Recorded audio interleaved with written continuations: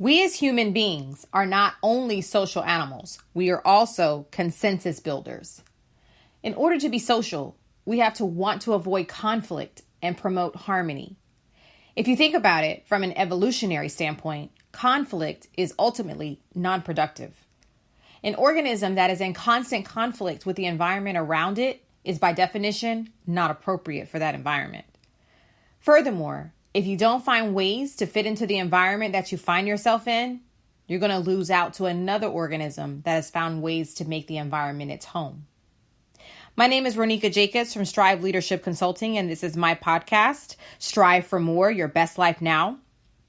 While there are hundreds of thousands of podcasts out there, you've chosen to listen to this one. And I'd like to say thank you. So without any further delay, let's get to it. Let's strive for more.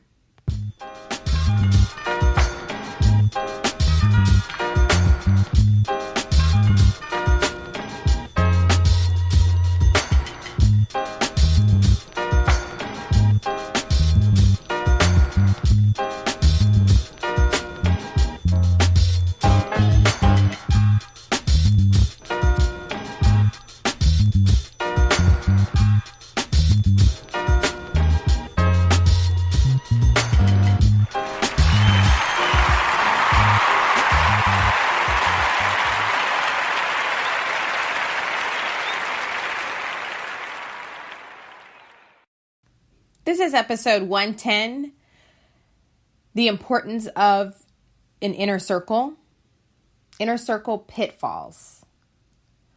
Some conflict is inevitable, but a constant conflict is a recipe for disaster.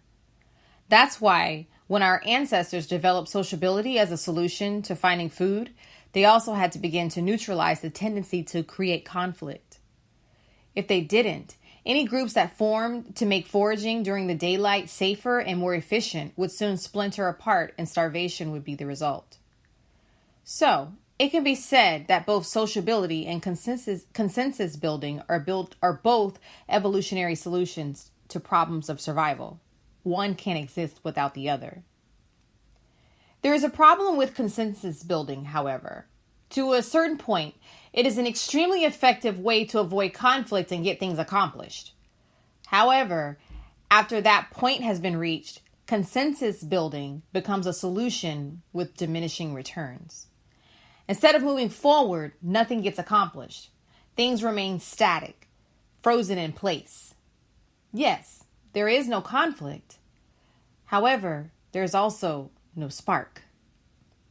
There is only a routine that is accepted because it's the status quo.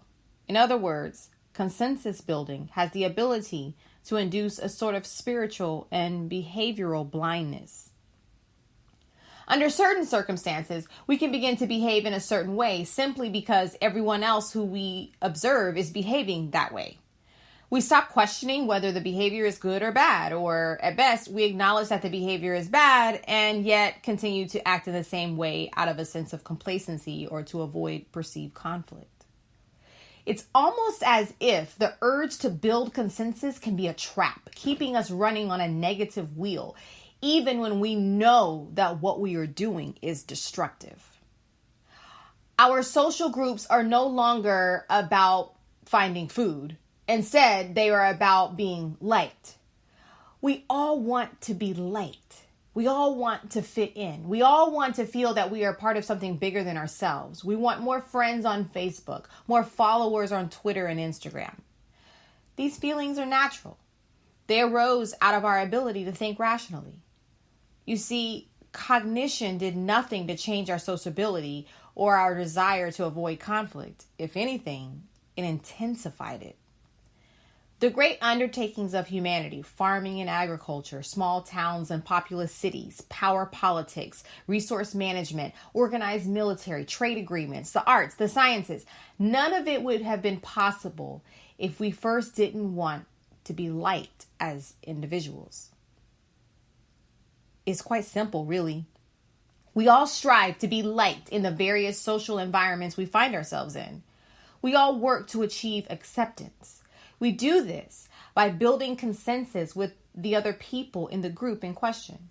This consensus, in turn, allows for the sociability that allows the group to exist in the first place. This means that we are all influencing the other. We are all affecting the other.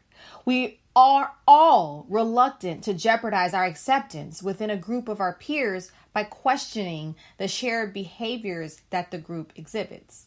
It can be a vicious cycle. The need for acceptance can, in some instances, allow us to overlook behavior that would otherwise be unacceptable. The result is that a group can develop a form of energy that is not conducive to personal growth. As human beings, we should be naturally changing over time. The opinions that we held 20 years ago are not necessarily the opinions that we have today. And the same goes for taste. What we enjoy today in terms of music, books, food, and even conversation can certainly change somewhat over time. If we are exposed to new influences, it is natural that we will find a portion of what we experience agreeable and adopt it as our own. You can go so far as to say that a person is not truly whole unless they experience this type of growth as they move through life. However, there are people for whom this is not true. I just recently attended an event with classmates whom I haven't seen in 20 years.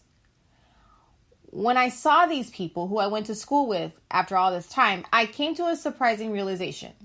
There were some who had flowered. They had grown from the person they were into the person they are now. It is likely that this growth had a positive effect on them.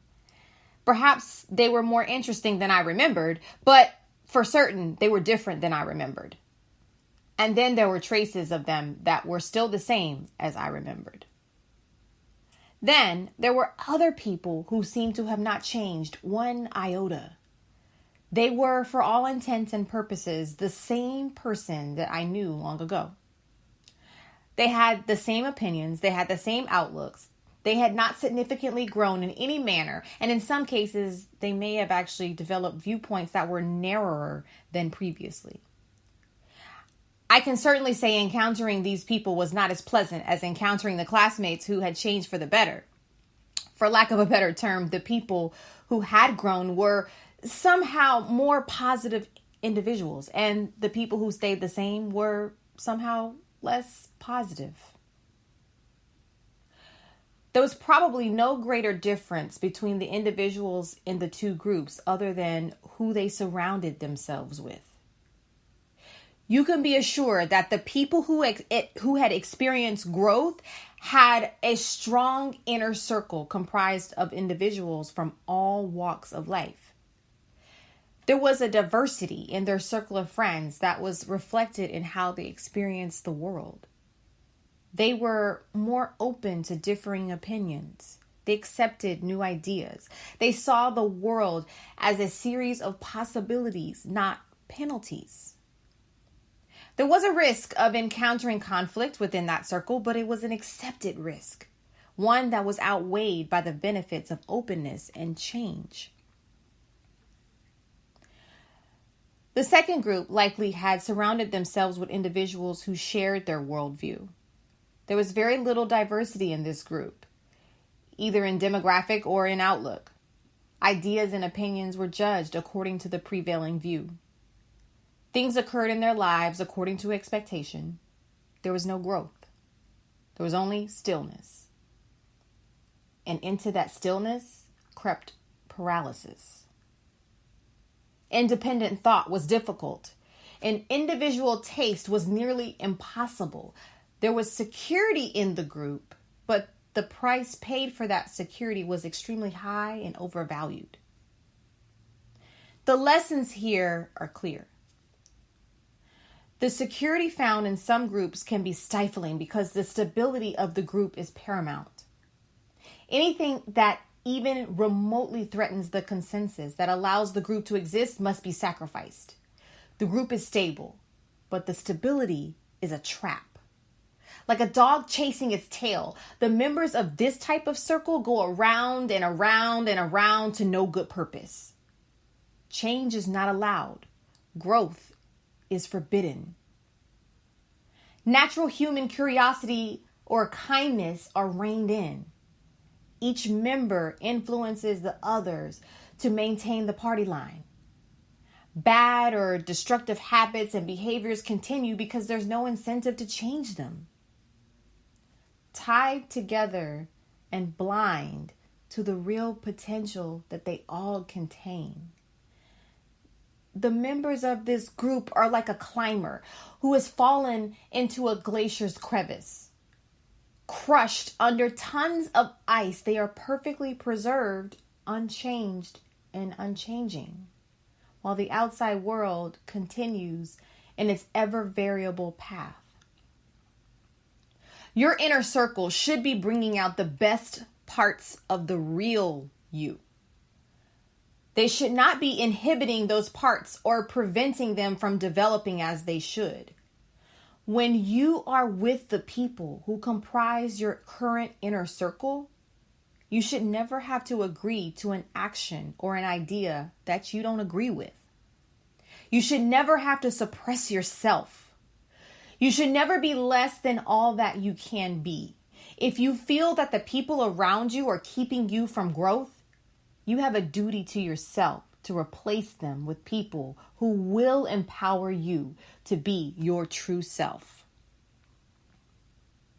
So I want to leave you with a few takeaways. Number 1, we are not only social animals, we are also consensus builders. Consensus building is a way to avoid conflict.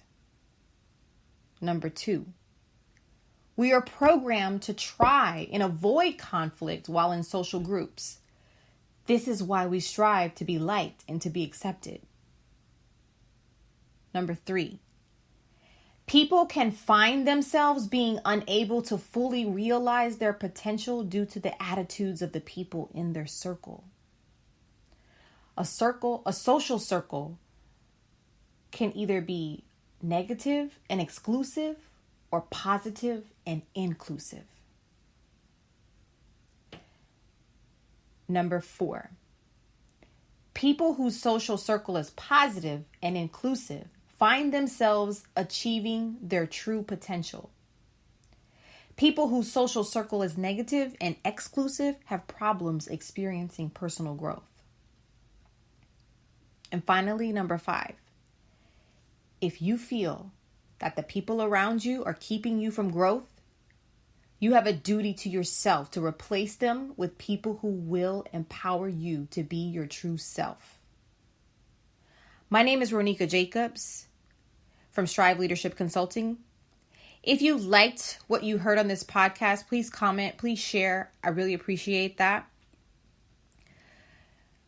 If you need more information, you can visit my website, www.striveforleadership.com.